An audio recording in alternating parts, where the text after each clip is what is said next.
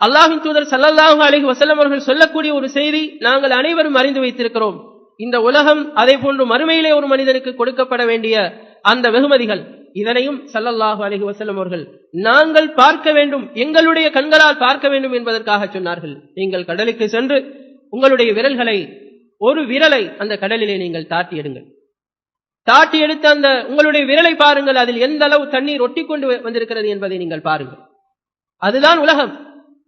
உங்களுடைய கைகளில் ஒட்டாமல் உங்களுடைய கண் எட்டிய அளவுக்கு தூரமாக பெருமொரு சமுத்திரமாக காணப்படுவதிருக்கிறதே, அதுதான் மறுமையிலே ஒரு மனிதனுக்கு கொடுக்கப்பட வேண்டிய வெகுமதி என்பதை ஸல்லல்லாஹு அலைஹி வஸல்லம் அவர்கள் பல்வேறு வகைகளிலே எங்களுக்கு உணர்த்தி இருக்கிறார்.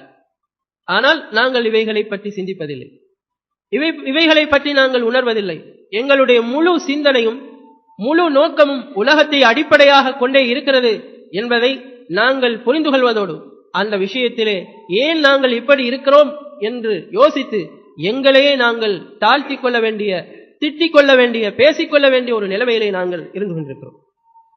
எனவே இந்த உலகத்திற்கு பதிலாக, இந்த உலகத்திலே அல்லாஹு தஆலா ஒரு மனிதனுக்கு கிடைக்கக்கூடிய இந்த இன்பங்களுக்கு பதிலாக அல்லாஹுக்காக ஒரு மனிதன் அவைகளை எல்லாம் தியாகம் செய்து அல்லாஹ் சொன்னதன் பிரகாரம் தன்னுடைய இந்த உலக வாழ்க்கையை அமைத்துக் கொள்வானாக இருந்தால், அல்லாஹ் மறுமையிலே கொடுக்கக்கூடிய அந்த சுவனம் என்கின்ற அந்த வெகுமதி இருக்கிறதே, அது மிகப்பெரிய பாரிய ஒரு வெற்றி.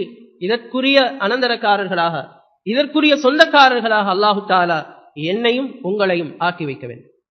அதற்கு என்னிலும் உங்களிடத்திலும் பாரிய மாற்றங்களும், அதற்கான முயற்சிகளும், அதனை அடைவதற்கான சில வேலை திட்டங்களும், அதற்கான சில திட்டமிடல்களும், அதற்காக வேண்டியே ஒரு சில காலங்களை நாங்கள் ஒதுக்குவதும் நிச்சயமாக தேவைப்பட்டுக் கொண்டிருக்கிறது.